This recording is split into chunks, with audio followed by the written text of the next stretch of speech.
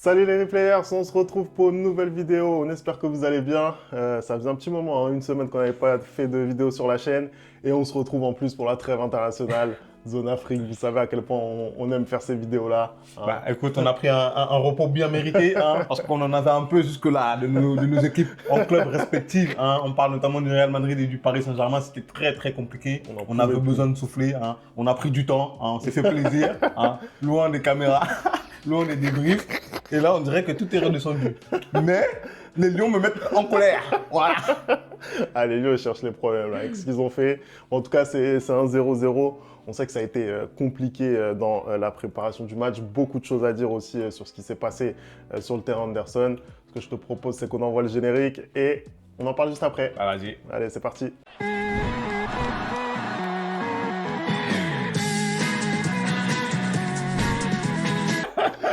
Allez, on commence tout de suite ce débrief.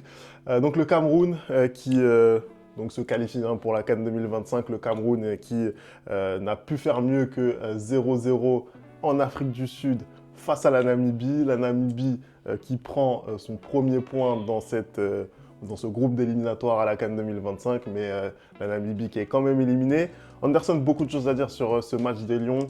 On sait que il y a eu un contexte compliqué dans la préparation de ce match. On pensait voir une équipe namibienne qui justement allait peut-être être en tout cas plus simple à prendre pour les Camerounais, mais au final c'est quand même un match nul pour eux. Qu'est-ce que toi tu as pensé de ce match? Bah écoute, déjà dans un premier temps, comme tu l'as rappelé, l'essentiel est là, même si le Cameroun était déjà qualifié parce qu'il fallait vraiment un concours de circonstances extraordinaires pour que le Cameroun ne soit pas qualifié. Non, le Cameroun était même déjà qualifié parce que je pense que c'est à la différence de buts particulière entre les deux matchs. Donc, vu qu'on a gagné contre le Kenya, c'est ça? Voilà, on était qualifié. Là, ce soir, on assure encore plus la qualification. Maintenant, il y a eu des conditions particulières, je te l'ai rappelé, Femi, pour ce match-là. On rappelle que les clubs ont libéré les joueurs très tardivement, uniquement dimanche. Il fallait rassembler les joueurs au Cameroun et ensuite prendre l'avion pour arriver en Afrique du Sud, ce qui était très compliqué. Le Cameroun a demandé à reporter le match à jeudi. La CAF a laissé la décision à la Namibie. La Namibie, bien évidemment, qui sont déjà éliminés, mais bon, qui aiment bien faire chier. Ils ont dit non. Ils ont dit non, qu'ils ne souhaitaient pas reporter ce match-là. Donc, on se retrouve à jouer un match mercredi après-midi à 14 h. Très compliqué pour les organismes. Dans le jeu, j'ai pas vu grand-chose de la part des Camerounais. En fait, peut-être sur déjà la compo et les choix de Marc Brice, parce que je sais qu'il y avait un certain nombre de joueurs que tu voulais voir sur le terrain. Je pense par exemple à un Franck Magri qui a été aligné aujourd'hui. D'autres joueurs que tu voulais peut-être un petit peu moins voir, ou en tout cas pas les voir terminer le match. Pourtant, on a vu un joueur comme Vincent Aboubakar faire encore le match quasi intégralement. Qu'est-ce que toi, tu as pensé déjà de cette compo de Marc Brice? En fait, j'ai été un peu surpris parce que tu peux estimer que quand le Cameroun est déjà qualifié, que justement, comme il avait dit justement Marc Brice, on allait faire tourner et voir un peu plus certains joueurs. Mais j'ai pas l'impression que ça a été le cas. En fait, il a surtout composé son équipe avec les grosses absences qu'il y avait, à savoir Mbomo, Anguissa et Baleba. Donc du coup, il a essayé de les remplacer numériquement, mais il n'a pas vraiment essayé d'apporter un nouveau 11 avec des nouveaux joueurs. Typiquement, tu retrouves encore Christian Bassogog et Vincent Aboubakar dans le 11, alors que pour moi, il faut les sortir. Il faut essayer de tester d'autres joueurs pour voir un peu ce que tu vas amener au Maroc. Mais il a fait avec des remplacements. Moi, je vois cette formation-là, je suis un peu déçu parce que depuis l'arrivée de Marc Brice, j'ai l'impression qu'il a trouvé son 11, mais dans sa tête, c'est immuable et il n'y aura pas forcément de changement. Et moi, ça me désole parce que j'ai envie justement que cette équipe du Cameroun soit offerte aux jeunes. Je te l'ai déjà dit plein de fois, Femi, moi je trouve que c'est maintenant que les jeunes doivent prendre leurs responsabilités parce que Bassogog et Aboubakar ou même Ngamaleu, il leur reste pas énormément d'années en fait. C'est maintenant qu'il faut construire l'avenir de cette sélection. On va pas se permettre de rester encore pendant des années à être en retard par rapport aux autres sélections. Quand tu regardes la Côte d'Ivoire, quand tu regardes le Sénégal, les jeunes sont déjà en place. Il faut faire confiance aux jeunes et j'ai l'impression qu'aujourd'hui au Cameroun, on a surtout besoin de se rassurer. On a surtout besoin de peut-être redorer le blason de la sélection et on fait moins confiance aux jeunes, alors que là, il n'y avait clairement aucun risque. En fait, tu es déjà qualifié. Tu perds quoi à tester beaucoup plus de joueurs, en fait, tu vois? Ouais, non, je pense que tu as raison. Je pense qu'il aurait pu faire un petit peu plus tourner. Après, si je reviens sur le match, on a été surpris de voir dès le départ les Namibiens se mettre en évidence. Ah Ils oui. auraient pu marquer très rapidement. Dès la première seconde. J'ai pas eu le temps de. Hop, j'ai tourné la tête, j'ai entendu le commentateur crier. J'ai dit, hey, qu'est-ce qui se passe? Mais effectivement, voilà, on a vu une équipe du Cameroun qui a semblé vraiment empruntée. On sait que depuis l'arrivée de Marc Brice, c'est quand même une équipe qui est plutôt dans la maîtrise de ce qu'elle fait, plutôt une équipe de possession qui va chercher voilà, à étirer à chaque fois les blocs, à faire aussi beaucoup de contre-pressing. Moi, je vais vous le dire, j'ai eu l'impression de voir le PSG. C'est le PSG que j'ai vu aujourd'hui parce que on a eu droit à une inefficacité, même presque à une équipe qui n'arrivait pas à se procurer d'occasion en fait. Et je pense que sur l'ensemble du match, on peut carrément dire que les Namibiens ont eu les occasions les plus sérieuses. Moi, Les je plus trouve nettes, oui. les plus nettes, clairement, je le pense.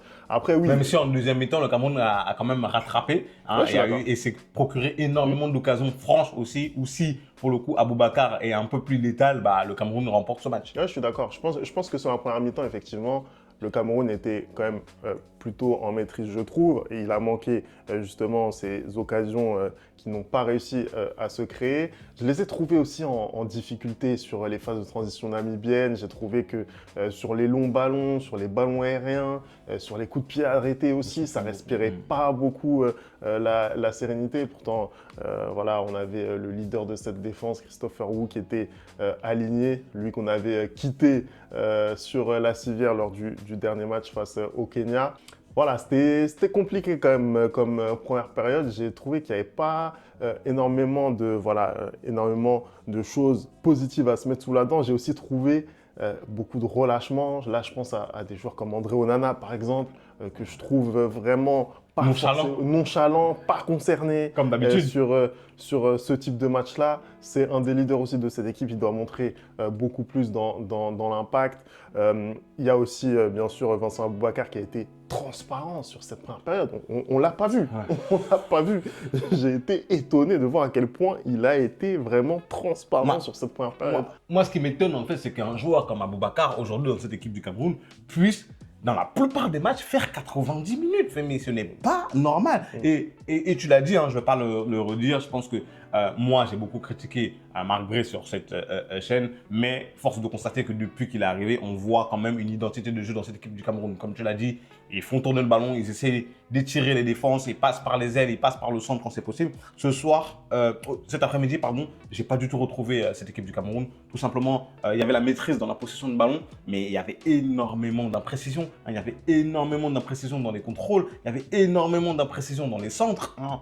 J'avais l'impression qu'il n'y avait que du côté de Noutolo où ça pouvait bien centrer. Jackson Tchachwa, il a raté énormément de centres. Tu parles d'Aboubacar, le nombre de contrôles ratés, le nombre d'imprécisions dans les gestes techniques est juste affolant, même Christian Bassogog ce soir. En fait, il y a eu, on va dire que c'est un jour au boulot sans. Voilà, c'est un jour sans au boulot parce que vraiment, cet après-midi, en première mi-temps, en tout cas, c'était totalement raté de la part des Camerounais. Quand tu vois que ton joueur fournit une prestation pareille en première mi-temps, je suis désolé, en deuxième mi-temps, tu dois peut-être essayer de changer les choses, tu vois. À un moment donné, on ne pourra pas continuer indéfiniment avec Aboubacar et la prestation qui sort aujourd'hui, surtout qu'en deuxième mi-temps, il a eu les occasions, mais il les rate en fait. Il les rate totalement. Hein. Là, je repense encore à ce très très beau 1-2 en deuxième mi-temps où il envoie la balle, je ne sais pas où. Alors que voilà, normalement, ça c'est quelque chose que tout Aboubacar que tu es, tu dois minimum cadrer, hein, même si c'est un peu contré. Et j'ai besoin justement qu'on aille chercher d'autres neufs, hein, même si c'est des joueurs locaux, mais on a besoin de jeunesse. On a besoin un peu de, comment dire, raviver cette équipe camerounaise-là pour que quand le match est un peu compliqué, bah, tu rentres de la folie en fait, tu rentres de la jeunesse dans cette équipe-là. On rappelle quand même que la Namibie jusque-là n'avait pris aucun point. Hein. Ils viennent de marquer leur premier point dans ces qualificatifs, hein. Même si les conditions pour arriver sur le terrain et jouer ce match était très compliqué, tu restes le Cameroun, hein, tu es en train de te reconstruire et dans ce genre de match, tu dois faire le taf. Je suis désolé, tu dois totalement faire le taf. Après, il y a quand même des zones de satisfaction, c'est-à-dire qu'aujourd'hui, ce match-là, typiquement, il y a 2 ans, on le perdait. on le perdait clairement. Tu vois quand même qu'il y a une équipe un peu plus solide défensivement. Hein, la solidité défensive est revenue. Tu vois qu'il y a une équipe qui est un peu plus calme, qui maîtrise son sujet maintenant. Ça, c'est une bonne chose. Et surtout, tu vois des bons changements. En soi, quand tu regardes la deuxième mi-temps, par exemple, et que tu vois qu'un Georges, Kevin Koudou, que j'arrête pas de dire que je ne comprends pas pourquoi depuis que Marc Brice est là, il n'était pas dans cette sélection. Bah, tu vois la deuxième mi-temps que lui fait, c'est une très bonne rentrée. Tu vois ce que je veux dire? Ouais, je suis Et pour d'accord. moi, il mérite d'être dans le 11 titulaire de cette équipe-là parce qu'il est très fort. Encore, le centre qu'il met sur Aboubacar en est la preuve. La frappe aussi qu'il met sur le gardien en est la preuve. On est allé, j'étais en Côte d'Ivoire, moi, Femi, on allait regarder cette CAN où le Cameroun a eu du mal à passer le premier tour et ensuite se qualifier en huitième de finale. Le meilleur joueur côté camerounais, c'était Nkoudou. On va pas se mentir, malgré toutes les imprécisions qu'il peut Exactement. avoir, notamment dans le dernier geste, ça reste quand même un des principaux facteurs X en fait de cette équipe. C'est un de ceux qui est capable vraiment d'apporter le danger directement. Et cette rentrée, tu as raison de le dire, c'est une entrée très positive pour le Cameroun. Il y a eu aussi l'entrée de Darling Yongwa aussi, qui est plutôt habitué à jouer arrière gauche, qu'on a vu en faux pied aujourd'hui et qui lui aussi a crédité d'une bonne rentrée. Voilà, il y a du positif dans cette équipe camerounaise. Moi, je pense que elle continue voilà, à enclencher ce cycle avec Marc Brice. Les idées de jeu sont là. Maintenant, il faut faire un petit peu plus. Mais Après, ce qui est bien aussi avec Marc Brice, pour le coup, hein, c'est pour ça que je dis que souvent ça change quand même de voir un entraîneur qui a ses diplômes, c'est qu'il fait des changements. Tu vois, il fait des changements et des changements très tôt. Il n'est pas là un peu comme un Rigobert Song à attendre la 80e minute, 85e minute avant de faire un changement qui va rien apporter. Et ça, depuis qu'il est arrivé, tu le vois. C'est-à-dire que c'est pas forcément les joueurs que tu attends, mais il fait très souvent des changements dans les côtés. Hein. Moi, ce qui me dérange un peu, c'est que c'est un Aboubacar qui est beaucoup trop présent et qui ne sort pas assez pour moi dans cette équipe. Mais sinon, le reste, niveau coaching et niveau identité de jeu, depuis qu'il est là, tu vois clairement sa patte. Donc voilà, faut aussi rendre à César ce qui appartient à César. Voilà. t'as pensé quoi, toi, du match de Franck Magri? Moi, je l'ai trouvé peut-être un petit peu actif en première période. Ça a été plus compliqué après. Bah écoute, on va dire que c'est le grand perdant hein, comment dire, de cette rotation. Parce que justement, moi, je milite depuis pour qu'il joue un peu plus. Et là, ça a été très compliqué. Hein. Après, il n'est pas facilité non plus par ce système de jeu qui a été mis en place aujourd'hui. Il était un peu en retrait de Vincent Aboubacar, alors qu'on l'attend peut-être un peu plus en avant. Mais c'était compliqué pour lui. Et tu vois, comme tu dis, il s'est rendu disponible, il a essayé de presser et tout. Mais dans le jeu même, il n'a pas marqué des points. Voilà, il n'a pas marqué des points et j'ai peur même que cette performance ce soir, cet après-midi, pardon, lui porte préjudice pour la suite et on se rend compte encore plus que finalement en attaque, il y a personne d'autre que Aboubacar.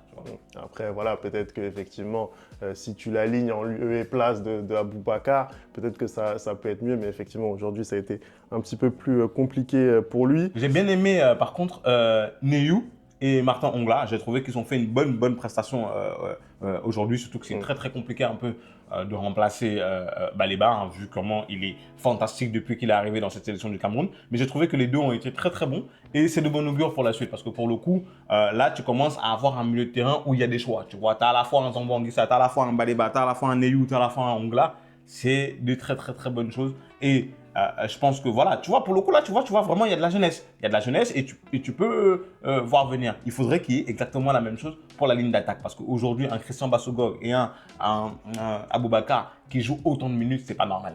Anderson, c'est la qualification officielle mathématique cette fois pour le Cameroun avec ce match nul.